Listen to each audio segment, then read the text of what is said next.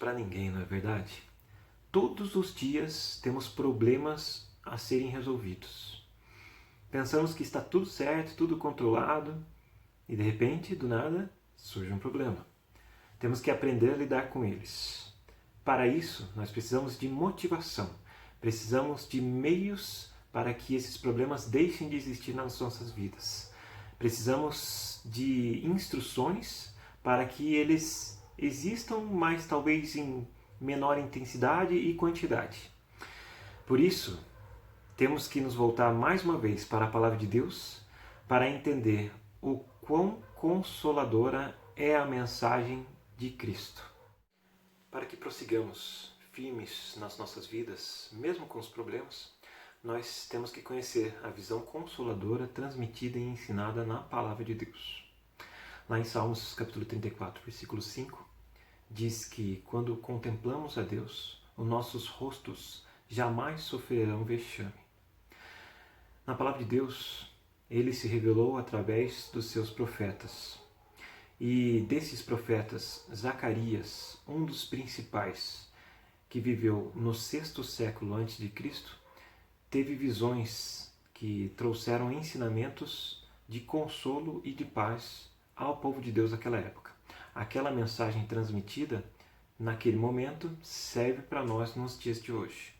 E por isso nós vamos aprender com este vídeo, com esta mensagem de Deus, mais um ensinamento maravilhoso que vem única e exclusivamente dele. A Pérsia os dominava politicamente e não tinha tempo para a pequena nação de Judá, porque os interesses deles eram outros. A reconstrução do templo, paralisada há 17 anos, tinha sido retomada fazia um ano. Mesmo com a profecia animadora proferida por Ageu, cerca de uns 2 meses atrás, neste período de Zacarias, alguns já estavam desanimados. Então Zacarias recebeu de Deus a visão consoladora. O que Deus mostrou fez grande diferença na vida daquelas pessoas naquela época e também na vida do povo de Deus no transcorrer dos séculos. As verdades desta visão de Zacarias chegaram aos corações de nossos pais reformadores. Você também quer desfrutar dos benefícios dessa visão consoladora? Vamos ver então 3 ensinamentos simples e maravilhosos que o Senhor mostrou a Zacarias. Para isso, vamos orar, porque sem oração não podemos falar com Deus. Ó Pai bendito, te louvamos e te bendizemos neste momento, ó Deus, porque esse ensinamento nós não merecíamos receber. Mesmo assim, Tu nos permite mais uma vez um ensinamento maravilhoso. Tu nos ensina, Tu nos instrui, nos orienta, Tu nos governa, ó Pai. Sem esse Seu governo não seríamos nada. Deus, tem misericórdia de nós mais uma vez.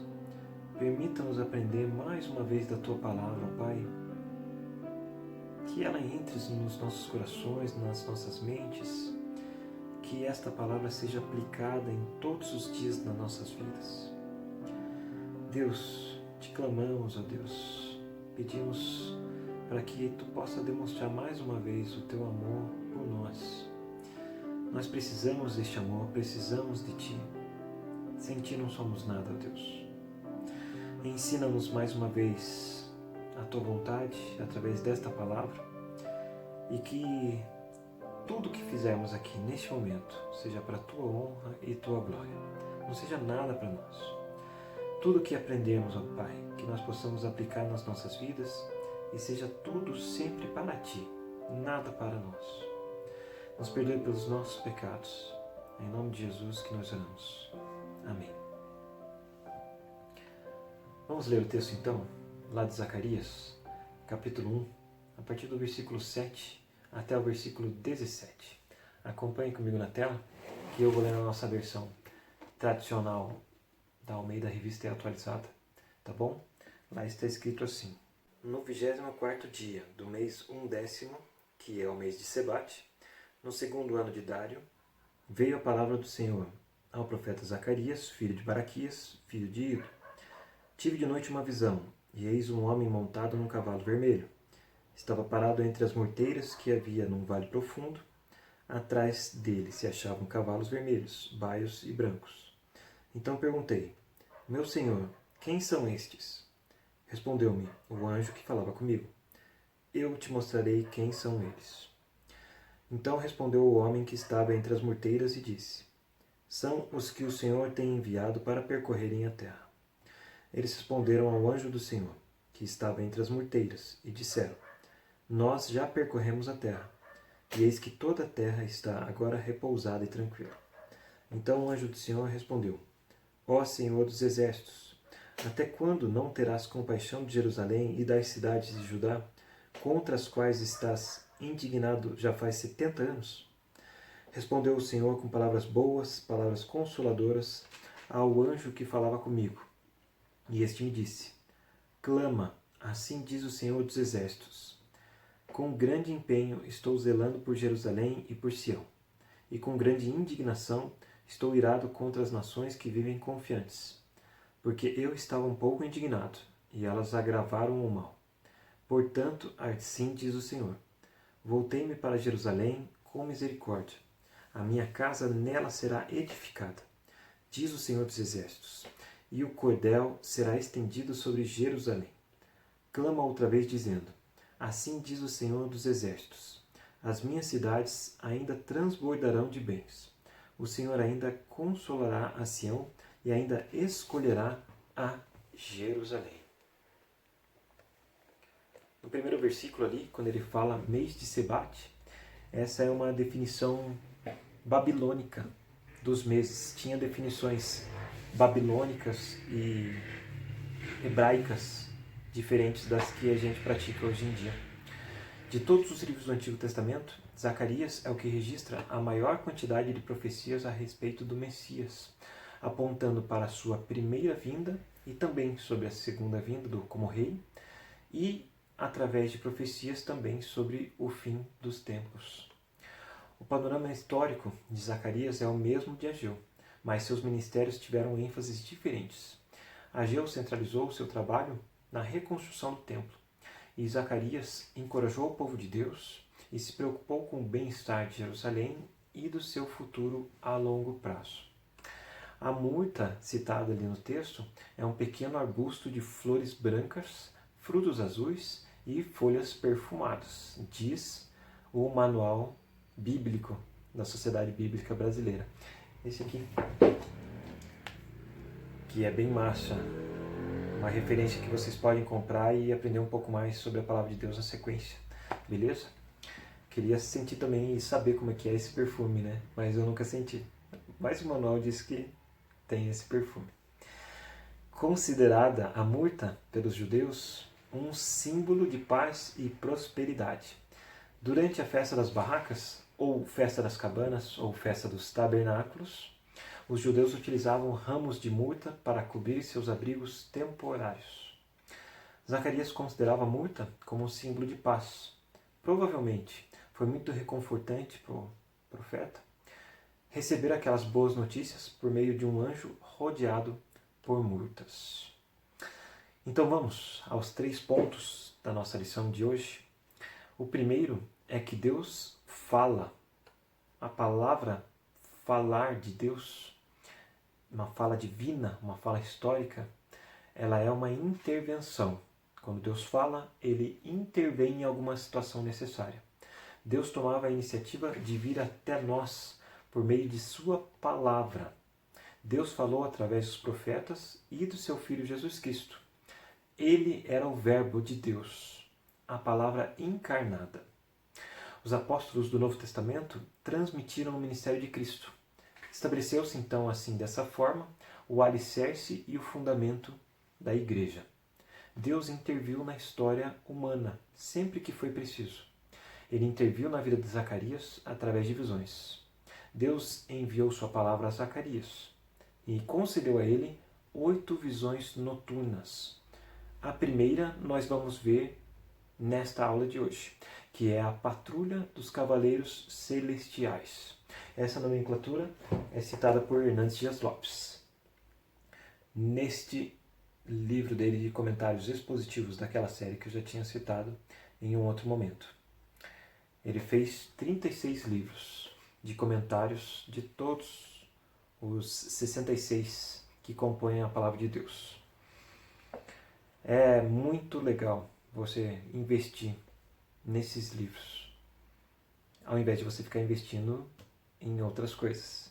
Invista na sua vida com Deus, comprando referências como essa e buscando referências que sejam válidas para o seu crescimento e desenvolvimento espiritual.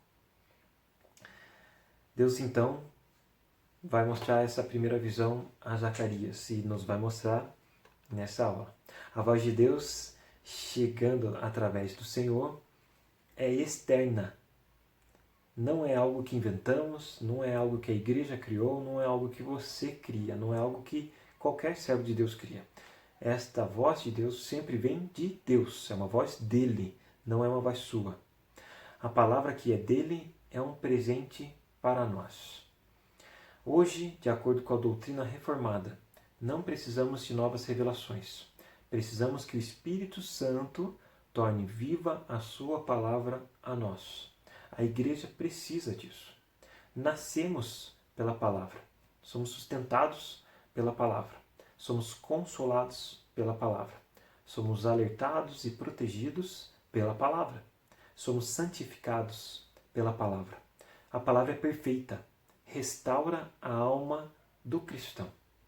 A palavra escrita nos leva à palavra encarnada, Jesus Cristo. O povo no tempo de Zacarias precisava ouvir essa mensagem de Deus. No momento da crise, veio a palavra consoladora de Deus. Todos nós, que somos povo de Deus, precisamos desta palavra dele. Sem a fala de Deus, a igreja se corrompe em superstições, idolatrias e em falsas concepções. Sem a palavra de Deus ser compreendida, desfrutada e praticada da forma correta, a igreja morre. Por isso, os reformadores dos séculos XVI e XVII disseram: sola scriptura, somente a Escritura. Para sermos salvos e santificados, precisamos somente da Bíblia, aplicada com o poder do Espírito Santo de Deus em nosso coração. Esta é a primeira verdade da profecia de Zacarias. Deus fala conosco. O segundo ponto, a segunda verdade ensinada nesta profecia de Zacarias é que Deus governa. Deus governa a sua vida. Deus governa tudo ao seu redor. Ezequiel e Zacarias são os profetas mais citados por João no Apocalipse. Como quase toda profecia, surgem símbolos e figuras enigmáticas que transmitem uma mensagem espiritual que não é fácil de entender. Da mesma forma, quando lemos Apocalipse, precisamos prestar atenção nas figuras, sem forçá-las ou criar significados que não existem. O que temos que entender é que a visão de Zacarias ensina: Deus governa. Zacarias vê um homem montado em um cavalo vermelho, entre as murteiras, como a gente viu no manual bíblico. O homem se trata de um ser misterioso com características sobre-humanas que lidera um grupo de cavaleiros montados em cavalos de cores diferentes. Essas cores não se sabe ao certo o que significa. Deus envia os cavaleiros e eles dão um relatório depois de percorrer a terra. Toda a terra estava repousada e tranquila. A cor vermelha de alguns cavalos pode significar a proximidade de guerra, e talvez o repouso ou tranquilidade da terra seria breve naquele momento. O versículo 12 traz que tudo o que havia ocorrido com Judá era resultado da indignação de Deus, uma disciplina que durava 7 décadas, como citado no texto. A questão é que Deus sabia o que se passava em toda a terra, e especificamente em Judá. Deus sempre foi e sempre será onisciente e soberano. Da mesma forma que o povo na época de Zacarias precisava se lembrar deste poder de Deus, também devemos nos lembrar, nos momentos de crise e nos momentos de sucesso. O Senhor dos Exércitos, aquele que comanda os anjos e as galáxias, como Zacarias o chamava, não trabalha com coincidências e nem com acasos. Tudo se encaixa em seu plano perfeito. Devemos nos lembrar que a salvação vem dele. Ele salva quem quer, quando quer e como quer. Nós dependemos de Deus. Tudo coopera para o bem daqueles que o amam. Até mesmo o desconforto ou tribulação que nos tira o sono e a paz faz parte do propósito de Deus. Devemos agradecer a Ele por isso também. É fácil agradecermos a Deus por coisas boas, mas devemos agradecer a Deus por coisas ruins também. Não que nos deleitamos com isso, que queremos, que desejamos que coisas ruins aconteçam nas nossas vidas. Mas devemos agradecer por esses momentos complicados, porque tudo isso faz parte do propósito de Deus para a sua vida. Agradeça a Ele quando acontecer alguma coisa complicada, porque isso provavelmente faz parte do plano de Deus para que Ele te ensine alguma coisa, para que Ele te oriente, para que Ele te encaminhe para algum caminho, para que Ele mostre realmente o que Ele quer para a sua vida. Agradeça a Deus, sempre, em todos os momentos. Só Deus reina. Geração após geração, precisamos compreender e reafirmar o governo de Deus. Não podemos ditar nosso próprio destino. Nós não podemos pensar que fazemos acontecer as coisas. Deus é quem faz acontecer e não nós. Se pensarmos sempre por essa perspectiva que fazemos acontecer as coisas, nós trataremos com as coisas da vida como um combustível para a idolatria. Pessoas ou métodos se tornam mais importantes do que Deus. Assim, a igreja perde a noção de como lidar com o sofrimento e as provações, pois perde toda a possibilidade da verdadeira consolação. Esse mal deve ser combatido e evitado em nosso meio. Então, os reformadores falam, ou falaram, sola gratia, somente a graça. Também falaram, sola fide, somente a fé, concedida soberanamente pelo Espírito Santo. E também falaram, soli deu glória, somente a Deus a glória. Toda salvação e consolação decorrem da vontade de Deus, de modo que somente Ele é glorificado. Glorifique a Deus e fuja de qualquer glória e honra para você. Fuja de qualquer honra e glória para as pessoas ou para coisas. Toda honra e toda glória seja dada única e exclusivamente a Deus. Então essa é a segunda verdade ensinada na profecia de Zacarias. Deus governa. Ele sempre governará, independente do que nós desejarmos ou planejarmos. Ele governa e sabe o que é melhor para nós. A terceira verdade, o terceiro ponto desta profecia é que Deus restaura. A prova disso está nos versículos 13 a 17. Deus responde, de acordo com o versículo 13. Surge a visão do homem montado no cavalo vermelho, o anjo do Senhor, que ora e Deus aparece com a sua resposta. Aqui Deus se demonstra como Deus pessoal, um Deus presente e que interage conosco. Através de palavras boas e consoladoras, Deus demonstra compaixão, pois Ele sente dentro dele mesmo as dificuldades, as dores e a luta de seus filhos. Sempre sentiu pelo que foi demonstrado na palavra de Deus. Nos versículos 14 a 17, Deus demonstra cuidado pelo seu povo como o esposo de sua amada. Ele zela por Jerusalém e Sião. Ele mesmo enfrentará seus inimigos. Deus demonstra também misericórdia dos seus eleitos ao informar que a cidade e o templo seriam edificados. Ele também supre de bens, consolo e confirmação de seu amor. Ele não os trata com dureza. Ele tem boas intenções. Ele restaura. Graças a Deus por isso. Vamos para um detalhe importante no texto. O anjo do Senhor. Vocês perceberam neste anjo? Vamos ver de novo o texto de uma forma um pouco detalhada, lógico que não demorada, para a gente entender um pouco mais sobre esse anjo. Versículo 8. Zacarias teve uma visão. No versículo 9, Zacarias pergunta: quem são estes? Ao anjo do Senhor, o chamando de meu Senhor. E este responde: eu te mostrarei quem são eles. No versículo 10, o homem que estava entre as morteiras fala. Versículo 11, os outros cavaleiros também respondem ao anjo do Senhor e não a Zacarias. No versículo 12, o anjo do Senhor intercede ao Senhor dos exércitos. No versículo 13, o Senhor dos exércitos responde ao anjo.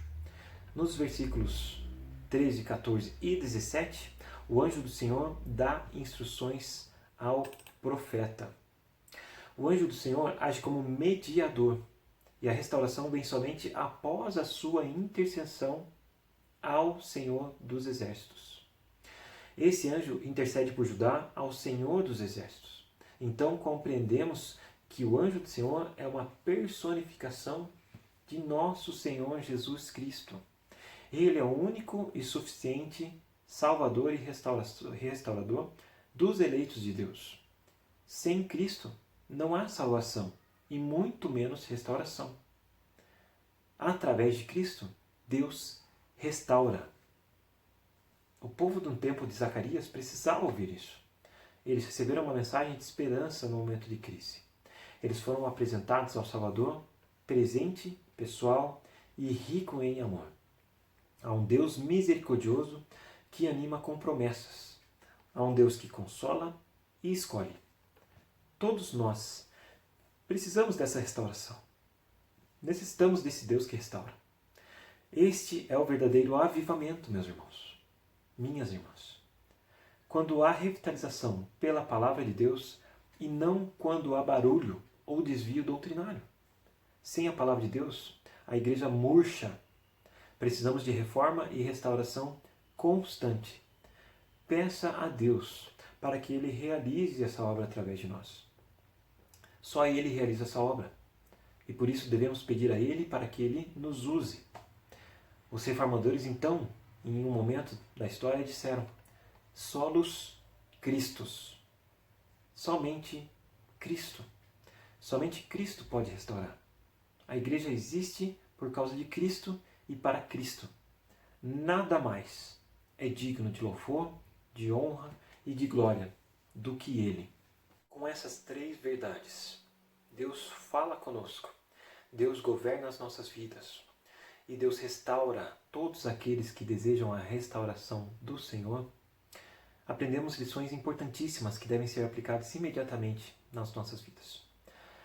Meu irmão, minha irmã, você quer ouvir a voz de Deus? Leia a palavra do Senhor. Ah, mas sempre tem aquele que fala assim: não, mas queria ouvir Deus falando comigo, assim, sabe, diretamente, como se fosse uma voz mais alta, assim. Faz o seguinte: leia a palavra de Deus em voz alta. E aí você vai escutar a palavra de Deus e você vai escutar a voz dele. Você, meu irmão, minha irmã, você quer avivamento? Arrependa-se. Você quer que sua igreja seja mais avivada? A gente sempre comenta isso, né, na igreja, né? Ah, a gente quer que a igreja seja mais avivada, que ela seja mais animada, né? Ensine a sua igreja a viver para Cristo. Comece por você. Não espere que os outros comecem isso. Não dependa dos outros. Seja o avivamento verdadeiro de Deus para a sua vida e para a vida de todos ao seu redor, principalmente para a sua igreja. Todos os cristãos que sofrem um esfriamento espiritual ficam esperando o avivamento dos outros. Viva este avivamento. É o convite de Deus para você, neste momento. Entenda que não estamos sozinhos. O sofrimento ele pode vir. Os problemas eles acontecerão. Mas Deus continuará conduzindo cada passo que você der. Nunca se esqueça disso. Vamos revisar os pontos? Deus fala. Como que você tem aplicado esse ensinamento na sua vida? Peça perdão por todas as vezes que você ouviu a palavra de Deus e fingiu que não ouviu. Peça a Deus que cure a sua surdez espiritual. Nós já aprendemos em um momento sobre a cegueira espiritual. Ela condena o cristianismo nos dias de hoje. A surdez espiritual também. Peça perdão a Deus por essa surdez. Se ela existe na sua vida, evite com que ela exista e continue. Evite ser cego ou surdo espiritual. Deus governa. quando você toma suas decisões.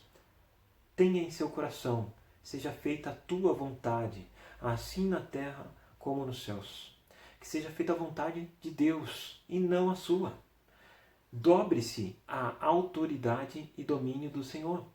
Abandone todo orgulho e autossuficiência da sua vida. Subordine-se a Deus. Aceite a vontade de Deus. Respeite a vontade de Deus. Quando? Sempre.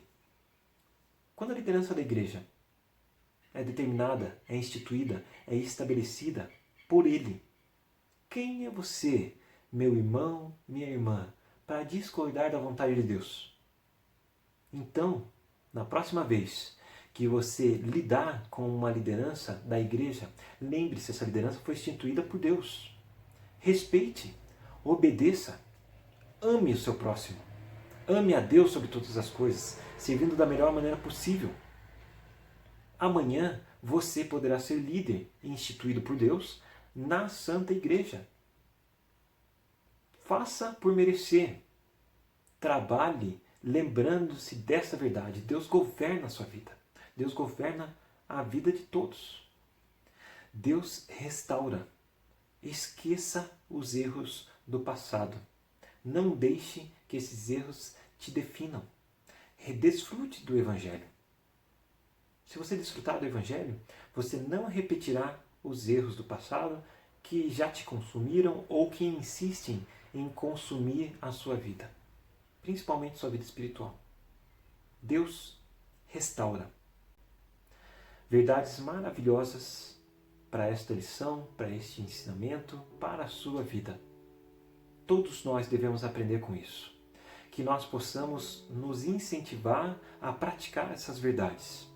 Que nós nos lembremos que Deus é soberano, poderoso, nos ensina, fala conosco, está conosco em todos os momentos, nos conduz da melhor maneira possível e tem o melhor propósito, a melhor vontade para as nossas vidas.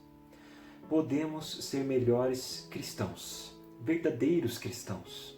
Chega de imaturidade espiritual, meus irmãos. Chega de mentiras.